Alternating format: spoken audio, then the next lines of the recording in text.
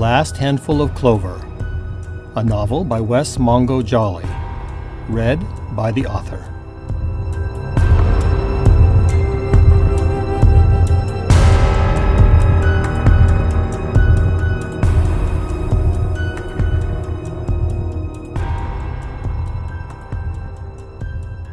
Chapter 56.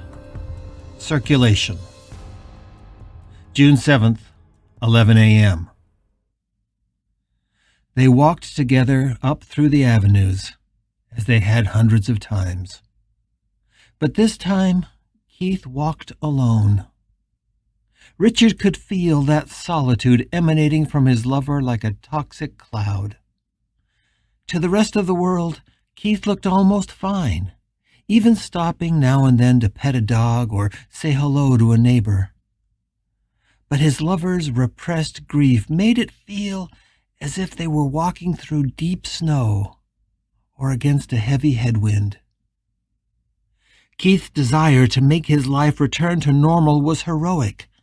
Mostly, he appeared successful. But there were cracks on the surface, and those moments of doubt and fear that Richard saw flash across his lover's face pained him deeply. Keith kept moving forward through sheer willpower.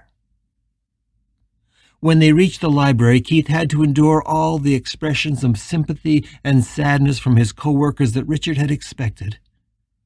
He suspected Keith was probably hating all the uncomfortable concern, and he wished with all his might that he could just pull Keith aside and spare him all that fawning and touching, which was only making things worse. He could imagine Keith pulling him aside and saying, "I know they mean well, but I wish they'd all just go away and let me shelve some books." Richard would likely respond with something vaguely inappropriate or rude, and Keith would pat his cheek in his charming and yet also condescending way. Richard would have given anything for just 30 seconds of that kind of conversation. But Keith had to bear this alone, and there was nothing Richard could do to help him. Finally, Keith loaded up a cart of returned books and headed out to the stacks. It was clearly a relief for him to get out of the circulation department and be alone with his books. Richard trailed behind and watched him going about his job. It's funny, Richard thought, but in all these years, I've never watched Keith at work. Why didn't I? He's really good at what he does. Yet what Keith did, although necessary, also became boring to Richard very quickly. They were in a remote part of the stacks on the third floor, and the only good part about it was that the repetitive work quickly drained an enormous amount of tension from his lover's eyes. It was almost possible to imagine a time when Keith would be past all this pain. Richard was ashamed to admit it, but after about 30 minutes he couldn't take much more standing around and watching Keith pick up a book, scan the shelf, and put it back in the right place. The aisles of the stacks were narrow, and there wasn't any place to sit. He could look at the book spines, but if he found one that was interesting, he couldn't even pull it off a shelf to check it out, although he caught himself trying over and over, as if he couldn't quite get that fact into his head. And that was when he saw the ghost. He knew it was another ghost immediately as it passed the row where Keith was working, because it was almost stereotypical. At first, all he saw was a white shape moving past the end of the aisle. He rushed out in time to see an old man turn into the next row, and at first, all he could see was the back of a head and the trailing form of a brilliant white sheet that the ghost wore like a cape, tied in a knot at his neck.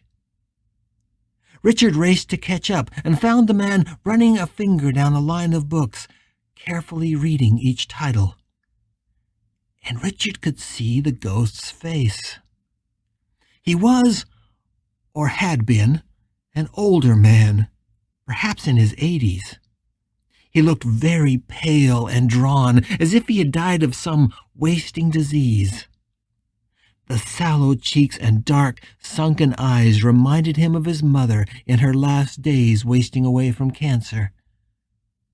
Now that he was closer, Richard could see that the man was wearing a hospital gown, visible underneath the white sheet. His feet were bare, and his toenails yellow and claw-like. But despite his appearance, the man moved with agility and grace, defying the withered body that looked like it could barely have crawled out of a hospital bed. There was no violence in this ghost, unlike with the little girl. And Richard wasn't emotionally distraught and caught off guard the way he was with the old woman.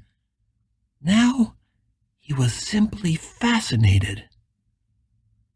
Richard followed the man, who continued strolling through the stacks, just running his free hand over the book spines, his head cocked slightly to the side, as if he was reading them as he walked.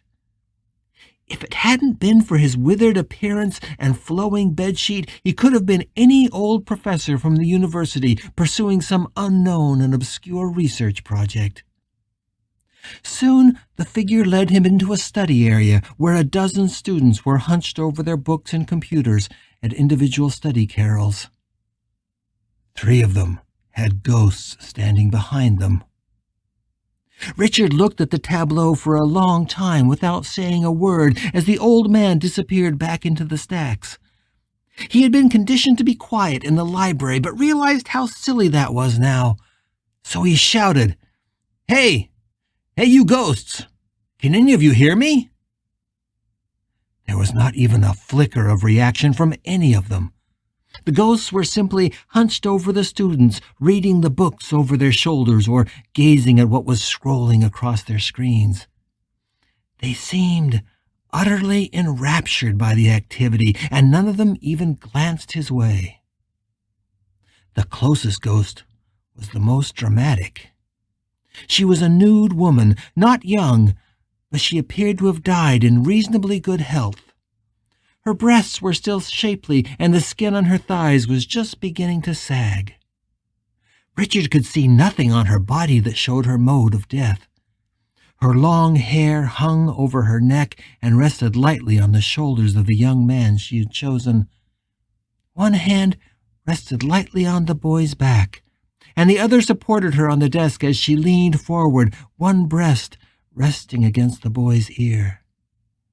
And even though her hair hung over the boy's eyes, he didn't seem to notice. He just turned the pages of the book he was reading, which appeared to be something on organic chemistry. Richard reached out to touch the woman, and as he expected, his hand swished through her as if she was a construct of light and shadow. 2 carrels down was a middle-aged African-American gentleman who looked thoroughly dapper in his suit and pork pie hat. He had a cane, and nothing gave away the fact that he was a ghost except the knitted woolen shawl around his shoulders.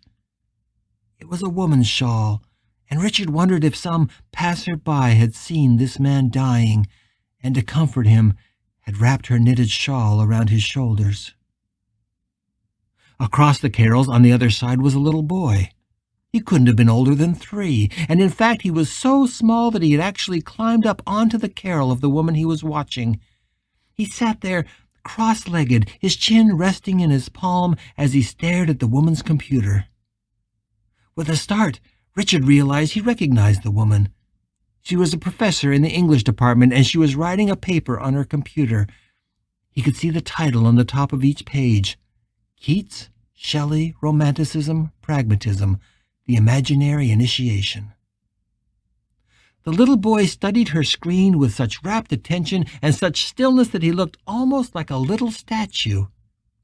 He was dressed in Mickey Mouse pajamas that showed the cartoon character the way he looked in the 1950s, and there was a dark stain of blood under the boy's left arm that ran down to his waist, as if he had fallen on something sharp.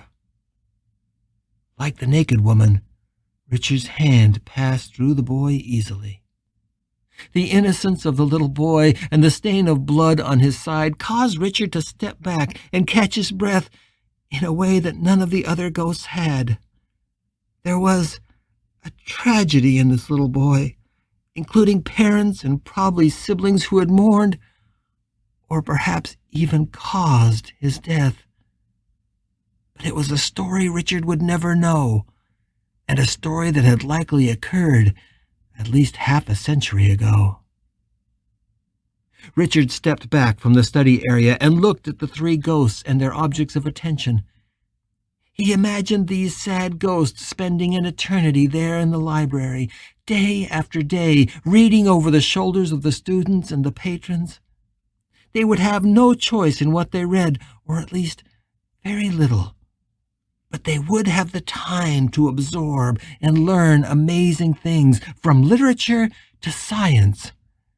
And if they were to be here for decades or generations, he could imagine these minds becoming filled with the most powerful knowledge and insight ever given to man. One of these ghosts could be an Einstein, or a Spinoza, or Faraday. Their knowledge would be locked up in their minds forever, but no less impressive for that. The old man in the hospital gown crossed through the study area, his sheet dragging behind him, not making a single sound as he disappeared into another aisle. Was he making poems of the book titles in his head? Or just memorizing them to create a reading list that would last a century? Wandering freely now, Richard discovered that these four ghosts were just the tiniest fraction of the haunting that was going on in the library. Finally, he had found a place where the ghosts congregated. He went up and down through the levels of the stacks, counting them and trying to touch them, and soon he was laughing. So many of these ghosts looked obsessed and alone and trapped here in this building, but somehow this scene gave him hope. They weren't just doomed to go mad and wander aimlessly through the years. These ghosts were actually doing something. They actually had lives, even though they were lives such as he had never contemplated. He could almost feel a joy in the world that they had made for themselves. He laughed. For 30 years, Richard had spent many hours every week in this library. To imagine the dead had been surrounding him the whole time. Had the ghosts been watching while he researched his book on Patanjali? Had they been silently reading and judging him as he typed out his notes on language evolution and extinction? The whole thing was so absurd that all he could do was sink into a chair and roar with laughter. He looked around and saw he was in the middle of the main reading room now, and there were 100 students and probably a dozen or more ghosts around him, and not a one paid any attention to the laughing specter in their midst.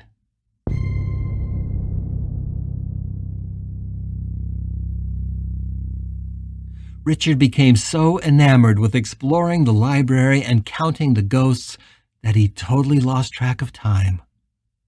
When he looked out the window some hours later, he realized it was late afternoon, and he tuned his radar back to find Keith. And he was gone.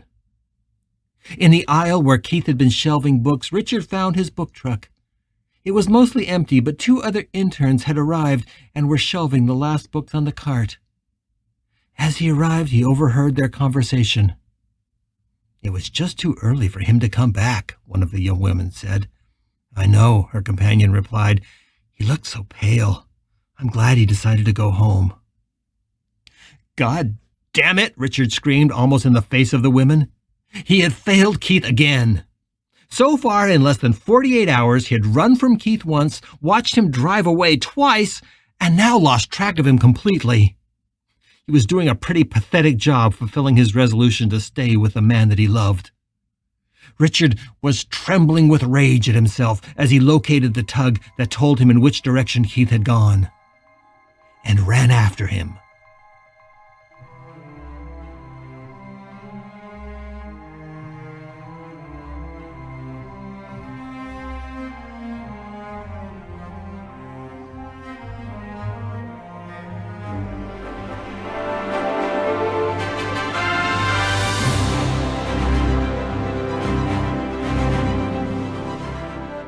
You're listening to The Last Handful of Clover, a novel by Wess Mongo Jolley. If you're enjoying this audiobook, please consider supporting the author on Patreon. That's patreon.com/Wess Mongo Jolley. And for more information, check out the author's website at wessmongojolley.com. That's WESSMONGOJOLLEY.com. Thanks for listening and stay tuned for more episodes.